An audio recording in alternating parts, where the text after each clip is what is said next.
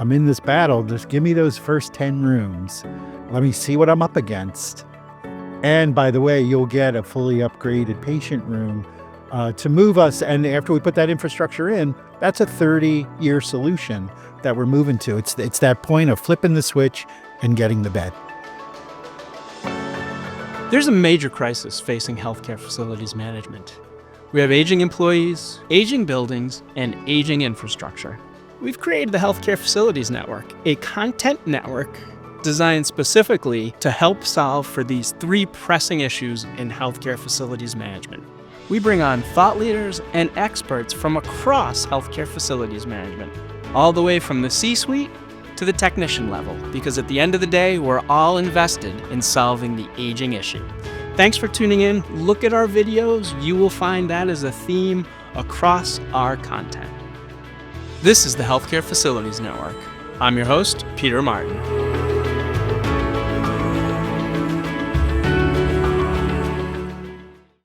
Hello, and welcome to the Healthcare Facilities Network. We are on site at the ASHI Planning, Design, and Construction Conference. We are here in Atlanta. To my right, which you cannot see, is the trade show floor out there, guests milling about, but we're really happy to be here, and I am pleased that my guests joined me today. Before we talk about the topic of this conversation, what I'd like to do is ask each of my esteemed guests to introduce themselves. Who are you? Where are you from? What do you do? Chad, you go first. Very good. Thanks for having us. My name is Chad Cruz. I'm the Executive Director for Planning, Design, and Construction Capital Projects Program with the University of Nebraska Medical Center and Nebraska Medicine in Omaha, Nebraska. My name's Jeff O'Neill. I'm the Vice President of Plan Operations at Robert Wood Johnson University Hospital in New Brunswick, New Jersey. We're part of the RWJ Barnabas Health Network. Hi, I'm Steve Van Ness. I'm Vice President of Planning, Design, and Construction for CREF. We do strategic planning, we do owner's project management, real estate, facilities and regulatory for healthcare and educational clients. So I'm Patrick Casey. I'm Senior Vice President for Facilities and Construction for Harris Health System in Houston, Texas. And we are the largest public health system in the state of Texas and one of the larger public health systems in the country. But I think since we are here at the PDC, you may have seen Healthcare Facilities Management magazine from November of 2024. They had a survey of healthcare facilities management folks, and 80% of respondents to the ASHI Health Facilities Management Survey released in 2024 cited aging facility and infrastructure as the largest problems they face. Now, if you're watching this from the facilities world, you're probably not surprised by that, right? You gentlemen probably deal with that on a daily basis, though. You are building some new stuff. So aren't you, and so aren't you. I got to get rid of you guys off the set. But anyways, I'd like to focus this, as I said, on aging buildings. So if you guys, take yourselves beyond your hospitals, think about the 6,100, actually there's 6,093 hospitals in America, AHA status of January 2025. Are you guys concerned about the aging buildings problem? And if so, why? Chad, you want to go? Yeah, sure, Pete. I specific to our campus, we've got buildings that originate from the early 1900s, and we're in the process of like you said, building a new replacement tower as we speak for one of our buildings. So we've got the whole gamut. It's certainly always been a concern for us. These buildings are built in periods of time, and they interconnect infrastructure systems, and one always tends to affect the other, it seems like, on our campus. So, you don't just have isolated challenges in a particular building. It tends to affect the overall network of things. And so we deal with that every day. Certainly, I think a sound facilities team, as you said, it starts with the people and making sure that there's a keen understanding of the day-to-day work that goes in to try to keep these systems as healthy as possible. But we're in an imperfect world, and things break down over time eventually, regardless of how well you take care of them. So it's a perpetual problem, keeps us all on our toes every day. Thank you, Chad. So similar to Chad, we're getting ready to open a big building. It has 96 beds in it, but it is of a campus that will, after that opens up, will have around 700 beds. And I don't think I'm the only one in this situation either. The highest concentration of patients is in my oldest building because most are double-bedded rooms. We need the beds, so it's not like we can wave a magic wand and take the upwards of 150 rooms in that building that are double, so that's 300 beds, and just whack off 150 beds. That would severely hurt our throughput to give that single patient model. So we need to maintain that. But on my side, maintain the bed count, I mean. The maintenance side for me, I have plumbing issues in the building. I have air issues. They're on PTAC type units that piping is breaking down. I have the products ready to go. I just can't get the beds because we're an extremely busy hospital. We're well over 100% every day, which means we have a backup in the ED of folks waiting for the beds to open up. I can't get the 10, 20, 30 beds needed to go riser by riser to do what I need to do to upgrade the building. So there's commitment of capital. There is commitment all the way up to the board level, but it's just getting the beds itself. And you start to sort of blame somebody. You're blaming the nurses, the administrators, the throughput. But the thing is, we need to take care of patients. I can't really justify getting that bed count for the day. However, every day I hear about those toilet rooms, for example. They're extremely old. It's a negative on patient satisfaction. So I'm in this battle. Just give me those first 10 rooms. Let me see what I'm up against.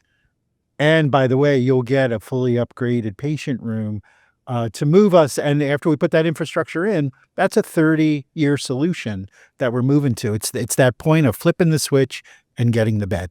So when you ask for those 10 rooms, Jeff, what do you hear back? So what I hear back is seasonal. Okay, summer, we expect a dip from the ED. We're improving on our length of stay, which it means bed time or how often you change over the bed. And the way I'm working is maybe 2 or 3 rooms per floor, which isn't a hard sell. But when you look at it in the macro, that's the way we tend to look at it. But I'm getting better success at looking at it unit by unit to say, what can we do? Is there a population we can work with to maybe shift them to OBS, shift them in another spot in the hospital? So when I ask for the beds, it always goes back to a throughput discussion. And then we always wind up in a surge. We've had a terrible flu season this year. So no opportunity from about November to just recently to get anywhere close to what we need. But now that we're on top of that, re-engaging the discussion, working with the leaders on the care side to explain that end goal, that something will come of this. It's not just piping. We have the full redo, basically, of the room in the capital package, that there is a carrot waiting at the end of the process, and each floor will get an amount of that. So that's a big sell. If there's a patient experience bump I can get, that's a big sell. And I got to keep the impact as minimal as possible. But I need that first phase to understand what I'm up against in the older building. Yeah, you got to give it to me first. Steve. So my view is a little more, I have clients that have hospitals all over the country, so it's a little broader than a single facility. And my concerns really are around a lot of buildings that were built prior to current codes and current regulations. While they are declining somewhat physically, the hardest challenge that we run into in trying to do the kind of renovations he was just talking about is sometimes the buildings just don't have the bones, the structure to enable them to actually accommodate those. They don't have the floor-to-ceiling height that allows you to get in the HVAC infrastructure that you need now. They're not capable of taking the modern IT systems that have to, and control systems that have to monitor those. The structure itself, the issue of going from double bedrooms to single bedrooms is always very difficult if the structure there doesn't work.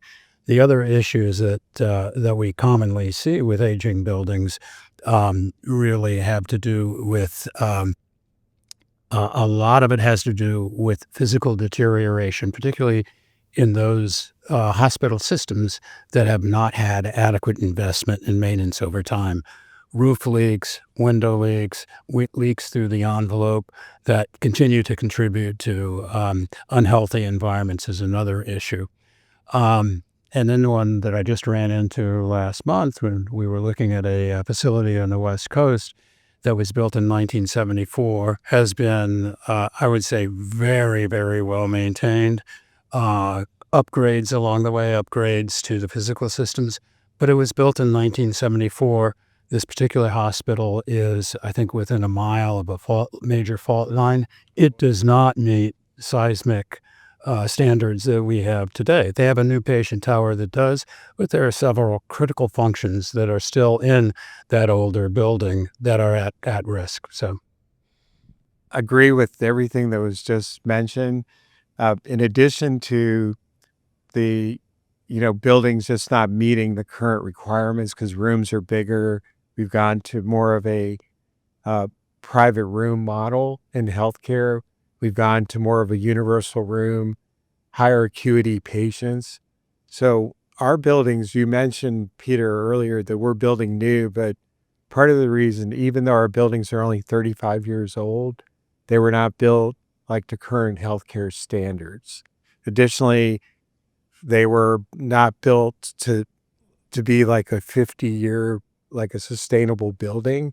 So our current buildings that we're building, replacement buildings, we're building to a higher standard to meet like today's room sizes and the current FGI guidelines. With in addition to the we have wanting to build like a 50-year sustainable building. We're also implementing more I guess in terms of like our central plant, we're doing cogeneration.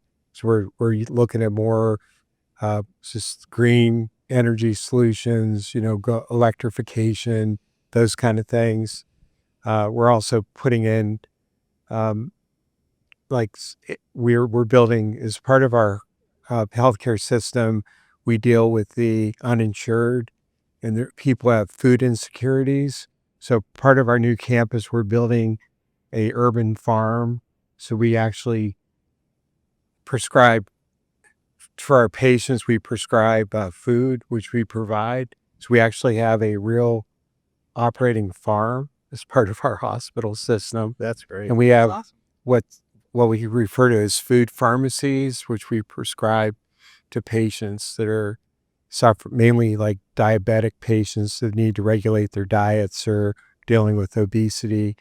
But in addition to like aging infrastructure, lack of deferred maintenance costs, we are also dealing with city infrastructure, like failed utility systems. Just last weekend, we had a 8-inch water main break under our pharmacy, and it flooded our pharmacy and shut down the pharmacy. And it's probably going to take like 3 to 4 weeks to restore the facility. And with the amount of pressure it created the building, it was like a tremor. So the building, has like structural damage as well. So it's pretty significant. So I think that's another challenge we face, just the general aging infrastructure of public utilities. Can you guys talk about how, so like you said 35 years ago, Patrick, and I don't know, Chad, you're the youngest here.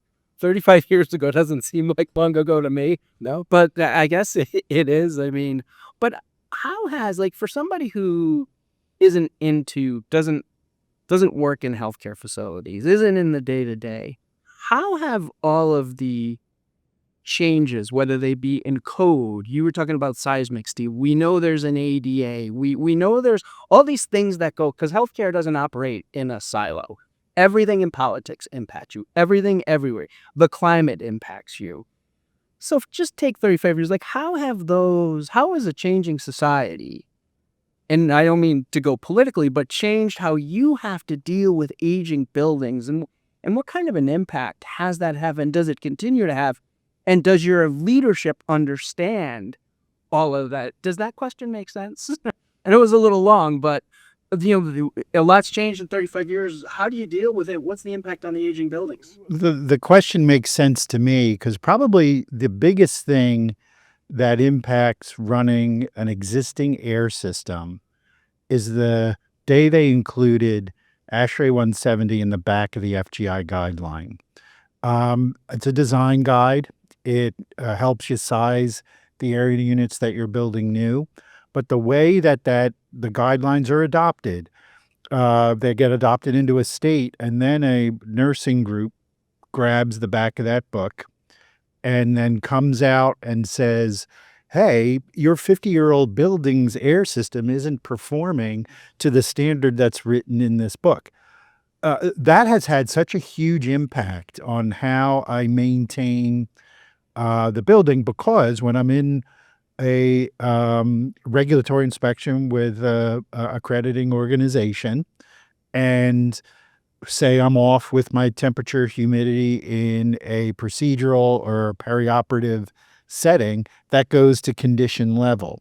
So I'm scrambling to do things to my older system that it wasn't designed to do. So it's less on plumbing. Electricity is in there as well, just because of the load of everything that we're doing. The building I'm talking about with the plumbing has very limited electrical power going into it as well, because the standard back in the day was much lower, even just to run med surge. Forget about ICU. I'm talking about med surge beds. So that's an infrastructure, little less impactful. I can address that without taking whole rooms out for couple weeks at a time, like my plumbing issue. But the regulatory forces came in to better the design, but they sort of had a little a back effect on how I maintain the building. There are things being done to help address that, like with different ASHRAE standards that serve as companions to that design, because now we've been working that way for like 15 years. It's that effect has happened, and then it goes in that condition level. I'm spending money in 60 days that I may or may not have had to spend if it didn't wind up in that finding. If you like this video, please like and subscribe to the network. And more importantly, share it with your colleagues in the healthcare industry. Together, we can solve the aging crisis that's impacting all of us. You mentioned, that particular duration of 35 years, I haven't seen all 35 of those yet, but I would say the genesis of some of these codes and these updates and these strategies around sustainability certainly has unintended consequences for all of us. And these buildings, we're not turning battleships here. You're turning something far more difficult. And when you think about the infrastructure that Jeff mentioned too, so strategies around what we used to use steam for, or what we use boilers for, now we're trying to do things with electrification, like Patrick mentioned. So at the macro level of just campus infrastructure and how we serve the existing facilities, in addition to some of these new facilities, those interconnections of strategy there, both from a code standpoint and just simply from a financial operation and sustainability standpoint, it's a complex equation that we're dealing with every day. And what I have seen over the past, I'd say 20ish years, is just the speed in which change is coming at us right now. I watch our institution wrestle with that every day, where we just time is always of the essence. We talked about the bed availability and how do you get that first domino to fall, because you can't sacrifice even one bed right now, it seems like. And so how do you do this on levels of buildings or wholes of buildings? Especially, when I think about our situation, our 2 primary bed towers, were built back in the 50s. And so you've got all these competing priorities, biomedical equipment upgrades. You've got these infrastructure things that we're talking about here. There's a limitation of capital, and you have to figure out where in the strategy of the timing of all this that you can get that first domino to fall. I mean, I really empathize with Jeff's example. Is you deal with some of these old facilities, these old campuses that have been around for a long time, and it's really hard to get that first one to fall sometimes. So it's the pace in which I feel like we're dealing with change. The infrastructure never sleeps, and it's constantly going. It's just always going. You think about the ruptured utilities.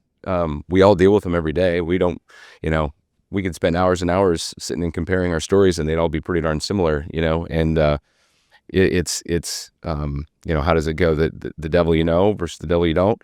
We don't. Most of these demons that plague us are underground. They're behind walls. They're above ceilings, and you don't know they're a problem until they become a problem. And so, trying to train staff. We're really fortunate to have staff that's been in these buildings for decades. In some examples, some of our staff are celebrating 4 decades of work at times.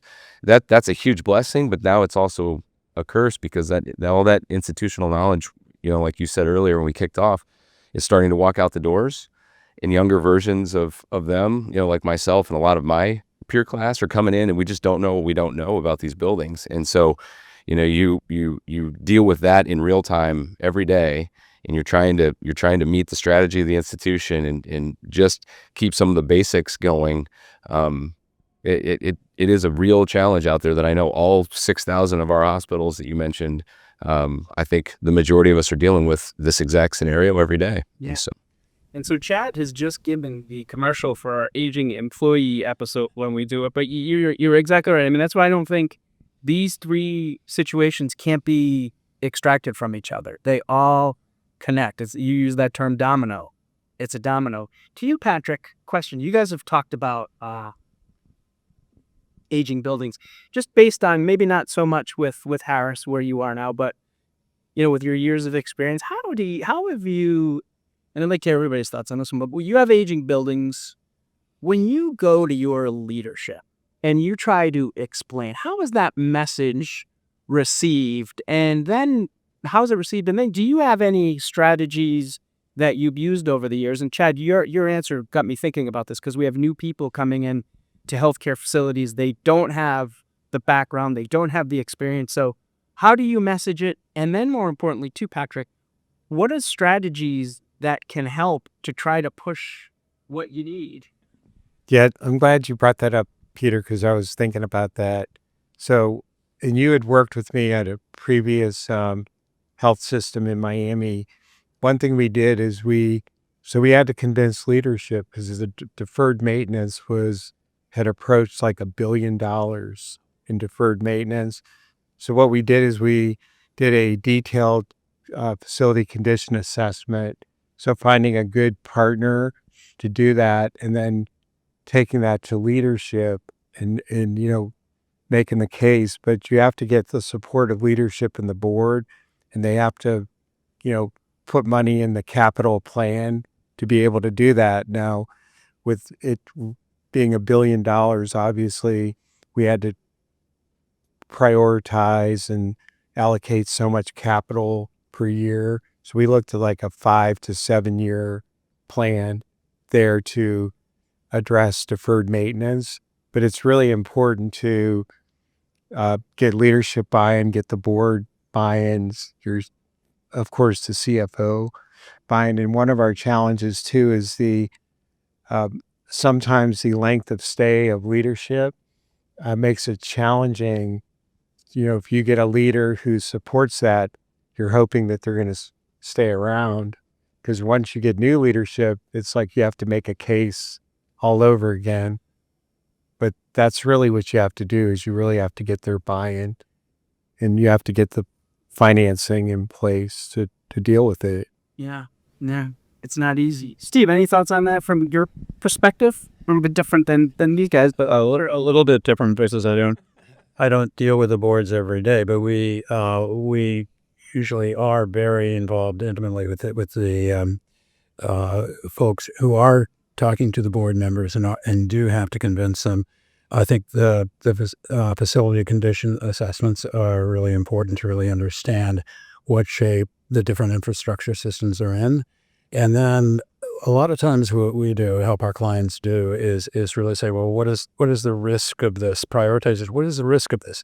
What is the risk of that air handling unit going down and you not being able to perform surgeries, right? How much is that going to cost you? I mean, obviously we don't put it that way, but that's really, why not? I've heard the expression, the love language of the hospital CFOs, and it's really putting it in those kinds of financial terms. How much money are you going to lose? I think you're absolutely right, Patrick, about prioritizing and spreading things out over time. I mean, everything can't be done immediately, particularly in the constrained financial environment we're in right now. So you really have to be thoughtful about how you can phase these projects and how you can integrate what is really preventive maintenance and replacement of infrastructure with strategic goals as well. And that's a trick in itself. And just to extend on that, that's an outstanding point because it touches at many scales. When you're up at I'm part of a 13 hospital system. When you're up at that level, and we're building these big new buildings, so at that scale, they're like, hey, what if we invest on more deferred maintenance? We can avoid having to build the replacement hospital because there's just no more maintenance we can do on the building. So there is a commitment to the deferred maintenance. However, it's not the whole list. And even the 5 to 7 year plan is a plan. So what it usually boils down to is those top 2 or 3 things we can do to keep things running. And it gets into, if that unit fails, it's in the OR. But that was sort of a no-brainer. So our OR stuff is in decent shape. But what about the other ones that are just impossible to fix right now? The idea that there's going to be an unscheduled shutdown and then we don't know is the scariest moment for an operator like my boss, the COO. So if we're on top of that, and we have those 2 or 3 that we know are at the highest risk for failure, those can move to the top of the list. But it does take that conversation to have it either at a corporate level pot of money or an affiliate level, which is to say the hospital level pot of money. It's always about prioritization. It's always about choosing which one in your moment is the one that needs to be replaced. And then there's always a surprise that we address as well. Another old saying that I learned from a colleague of mine, I've never fixed anything I didn't break, or I never fixed anything that wasn't broken. So we're not just tinkering with these things. We're addressing issues every day to keep the operations rolling, and keeping that visibility with your leadership team, particularly the CFO, to add the value is one that's important as well. Just keep the message up. Yeah, I'll double down on that as well. We're dealing with it in real time. While we're planning and designing new facilities every day to try to keep up with some of the other strategies where it's, the privatization of the rooms or the right size of the rooms that'll meet, the missions of the campus. We're an academic medical center, so we've got this tripart mission, where it's not just the codes and the requirements for the healthcare piece, but it's also the, what's required for academics and learning, for research, and so making sure that we've got sufficient facilities designed for those things. That's one thing. And I think in my experience, a lot of times our leaders, if we're not properly vocal, I know we said a minute ago about how to properly be vocal, but they need to hear the truth of the matter, that you can't just focus on the new, we have to focus on the existing. And our CFO, to her credit, on the healthcare institution side, is invited our facilities team. My boss, our vice president, goes in front of the board regularly and gives infrastructure updates. We talk very candidly about what the backlog looks like. We make sure that board is readily informed, in addition to our senior leaders, about the nature of the backlog. It is just true. Everything is always aging, and there's got to be a certain amount of that capital reinvestment that's got to go back into the existing.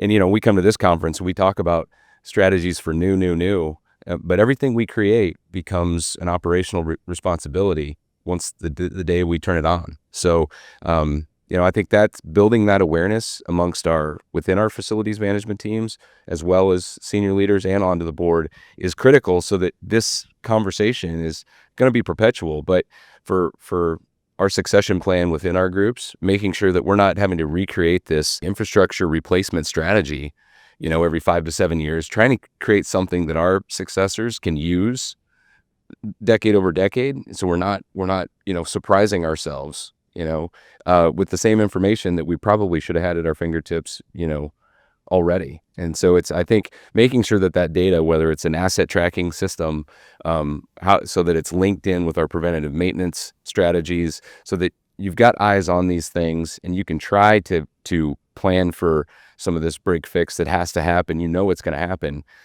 How readily available is the information, and how can we leverage it to plan for it, so that we're not always just trying to react to it? And oftentimes we just live in that state of reaction because of the nature of these systems. But the information's there, and I think the exciting thing right now is how we're leveraging automation in our network of information to try to be out in front of that more real time, and not have to rely on just the legacy of the humans remembering where the issues are at. Can we record the data and leverage the data in such a way that we can start to use that more to a proactive approach, rather than this kind of nature of reaction that we've I think all dealt with over the years? So. You just gave me the title for this episode. Do you know what you said? I don't. Yeah. Aging buildings, colon, legacy of the humans. Yeah. There you go. Sounds like a Planet of the Apes. That'll work. One quick example to that, I've benefited from previous directors that my air pumps over an ambulatory surgery area, they bought 2 extra and kept it on the shelf. I minimized my downtime, but thank you 2 directors ago for making that purchase. Those are wise things to do for that we just talked about. We're coming up kind of close to the end here from the PDC Live conference with my guests, Patrick Casey, Steve N&s, Jeff O'Neill, Chad Cruz. I wanted to talk about money, and I can't take credit for this question. I was doing we did a show on the Healthcare Facilities Network, and it was a roundtable. And I'm not going to say who the hospitals were or who the people were, but we were and it was kind of both ends of the spectrum. It was a hospital that was really well heeled, and the other was a system that didn't. I mean, they didn't have access to capital. Both were vice presidents of facilities and planning, design, and construction. And one of the VPs, so the gentleman at the hospital that was well heeled, was talking about, they've got regulatory is rolling. They've got people. They've got PEs on staff. They've got everything they need. They're not perfect, but they've got money. They've got money. The other gentleman said, because he was talking, and I loved what he said, and it's where he goes, the money. He's like, you could give me $5 million right now, and I still couldn't solve all the problems that I have. Didn't have the people, didn't have the infrastructure, didn't have the buildings. We often think as a society, you can throw money at an issue and it goes away. Is that true in your world? And if it's not true, why isn't it true? What are some of those things that, even if you got the money, make it difficult to use it effectively? Yeah, I can speak real time to this. We're in a conversation with our executive leaders on the health side of things, and this exact conversation came up. I said, well, we've been giving you X every year, and you tell us that the backlog continues to grow. So what is the amount of money that we should give you every year? And how does that compete then with some of these other investment strategies? We had a very honest conversation. Too much to I think the point you're making, Pete, is there is only certainly money is critical, and we have to get enough of it to be able to chase some of these problems down. But there's a human element to it. There's a certain amount of bandwidth that you can only process these things is in a certain amount of time. There's the downtime that Jeff mentioned in terms of taking things down. So you've got that challenge. So you can't just, even if you're the wealthiest institution, just simply showing up with the money is certainly wonderful and critical, but in of itself, it can't just simply solve the problem that exists in this complex environment. And so it takes a lot of strategic planning. To Jeff's point and credit about having visionary leaders tee up a sound strategy that you can continue to use. That time investment, I'm coming to appreciate probably more than I ever have in my career, about having those leaders with that vision tee those strategies up, in the right way, so that we can then continue to carry out the execution of that strategy, rather than have to keep the start-stop. And I've experienced that too, where there's a strategy, there's turnover, you get off kilter. We all went through COVID. All of a sudden, oops, we stopped pouring a certain amount of capital into our infrastructure strategy because we had to put it in different places. And all of a sudden now it's like, gosh, how did we let 5 years get away from us? Well, we stopped paying attention to it because we stopped talking about it.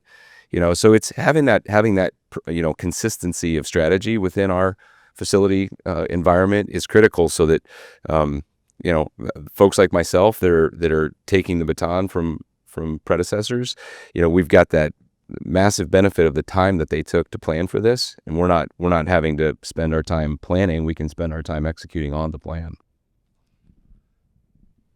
I would, to add to that, and I wouldn't define our health system as well-heeled in that, but we are, I think, good fiscal stewards. So for that reason, it's a very successful health system.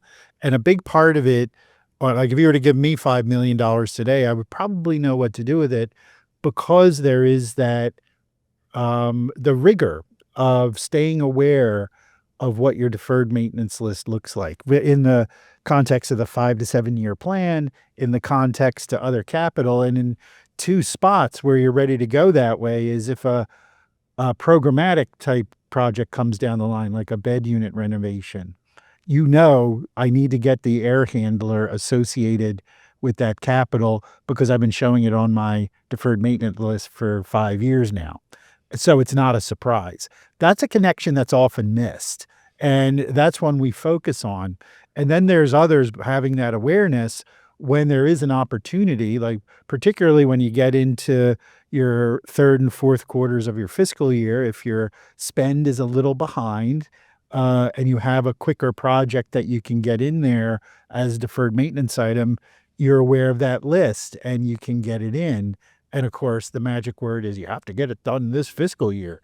So that puts the pressure on too. But that awareness of where you are with your physical plant leads to a lot of opportunity. And it's not a bottomless pit of capital. It's always very limited. Another wise saying that a former boss of a boss of a boss of mine always said is, to budget is to choose.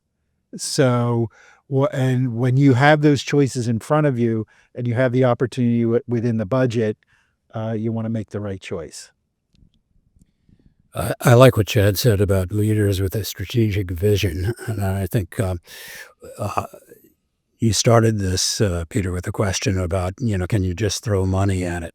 Sometimes it gets to a point where you can't just throw more money at it. You really have to have analyzed what your campus buildings are really capable of providing. As I think I started with buildings that are 40 to 50 years old, probably just don't have the structure or the configuration, or very rarely can provide the kind of care that hospitals want to provide today. So, having that strategic vision, taking a look at what your campus portfolio is, what is going to be aging out of any kind of usefulness, and being willing to spend the money on those facilities that you can renovate to provide the kind of care you need today, and somehow either demolishing, getting rid of, otherwise building the new tower, then that I think is probably sometimes difficult, but a better solution than trying to keep some of the older buildings going.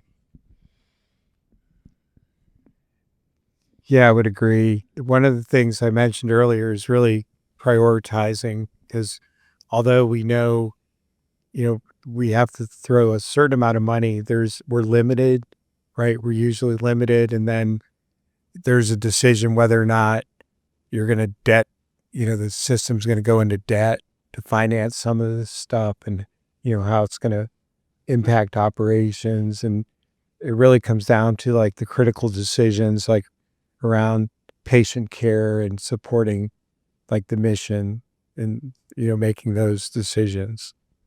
But it's definitely a collaborative effort. And we definitely, as facilities leaders, have to be part of the leadership decision-making and educating them along the way. So these gentlemen do have to go. Can I ask, we got 2 minutes. Can I ask one final question? Because we had the topic, it was aging buildings. We had the questions. As usual, you don't get to everything because the conversation takes you off, which is good. But is there anything that we did not cover relative to aging buildings, or anything that you had in mind that you wanted to get to during this telecast that we didn't bring up relative to the aging building? It's kind of an open-ended question. If there was anything on your mind, any thought, feel free to chime in. We got about 2 minutes. You got 30 seconds apiece if you all go. If you don't, somebody takes 2 minutes. One thing that I think we talked about a little bit at the beginning, but that diversity of your physical plant, that you have your brand spanking new building, which, we're hearing a lot about them here at the PDC. You have the 10 to 15-year-old, and then you have the one that was the original one way back when it was a little community hospital. So understanding that diversity of your plant, where, from maybe a corporate level, they say, well, we just gave you this big new building. What's the problem? So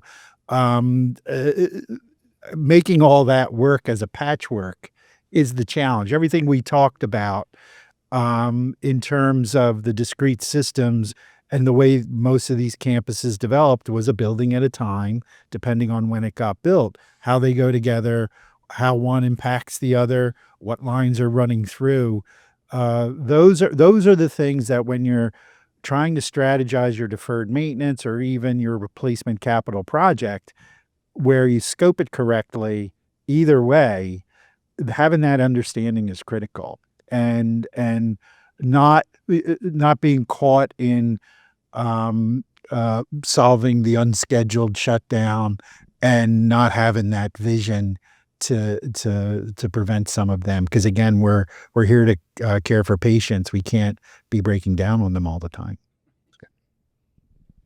Yeah, one thing, if I can add, really educating your existing staff. I've built 3 major central plants, and in two of the instances with the technology and the sophistication of the plant, we were not able to operate the plant on day one. We had to hire the subcontractor that built the plant to help us to operate the plant.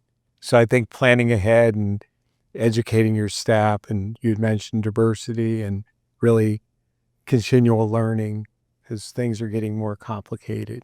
Yeah, great point. Yeah. Yeah, I would say just a couple parting thoughts. The harnessing of the information is critical. You have to have consistency of data, and I've seen it a couple of times where perhaps the assets or some of the components of the building system, which might not be itemized as an asset, just get kind of left to assume that they're going to be okay, whether that's domestic water lines or just certain components of these systems that aren't individualized. So having a really sound strategy around your data so that you can leverage it and do the heat map that Patrick talked about, and have a fluid and constant deposit of information, so that when the strategy says, hey, let's shift from this idea to that idea, you're not having to recreate the data set and then leverage that to try to help with the strategy. It's just you got to be able to do things faster, with more agility. And I think that's been something our team here over the past 4 or 5 years has been reinvigorated to focus on, to make sure that we've got continuity of data so that we can leverage it at the speed in which the institution needs us to. And the other thing I would just say is, I hear these gentlemen talk about how they're trusted advisors to their senior most, leadership within the institutions. I see that in our place no differently, but really embrace the responsibility to be part of the strategy at the highest level, and don't succumb to just thinking of yourselves as a facility operator. We're just as much at the strategy table, because you can't make these decisions we're talking about without the nuts and bolts information that we're responsible for every day. But they look to us, and if they're not looking to us, it's our responsibility to speak up and say, but you can't do that unless we do this. And I think having a very strong, confident voice in the facilities world, and being willing to step up and sit in those very, very difficult sometimes, but very important strategy conversations is paramount to making all of this, sustainable over time. Excellent point. Final word? I guess I agree with all three of these gentlemen about strategies and getting a voice with the in the C-suite. I think you asked about, are there things that I thought we might touch on that we haven't yet? I think one of my concerns recently has been a few of our clients have rural hospitals, rural critical access hospitals, and the lack of capital there, and the number of facilities that are at risk. The strategies are somewhat the same, but they're also, because of the lack of capital, because of the importance of these hospitals to their communities, I think we need to be thinking about a little bit different strategies for those. I don't have the answer to that yet, but that is one concern I think that comes out of the aging building discussion that I have. That's a great point, Steve, and that could actually be a topic in and of itself, because you're exactly right. I mean, I know from an employee perspective, they can't find people, and then everything's amplified, right? Money, aging buildings, distance, you name it. So, wow. Well, I want to thank my guests, Patrick Casey, Steve Van Ness, Jeff O'Neill, Chad Cruz. Thank you for watching this episode of Aging Buildings. It's Peter Martin from the PDC Live. Thanks for tuning in. Have a great day. If you want to be a guest on a future episode of the Healthcare Facilities Network, go to healthcarefacilitiesnetwork.com and let us know who you are and what you want to talk about, because together we can solve this critical aging issue.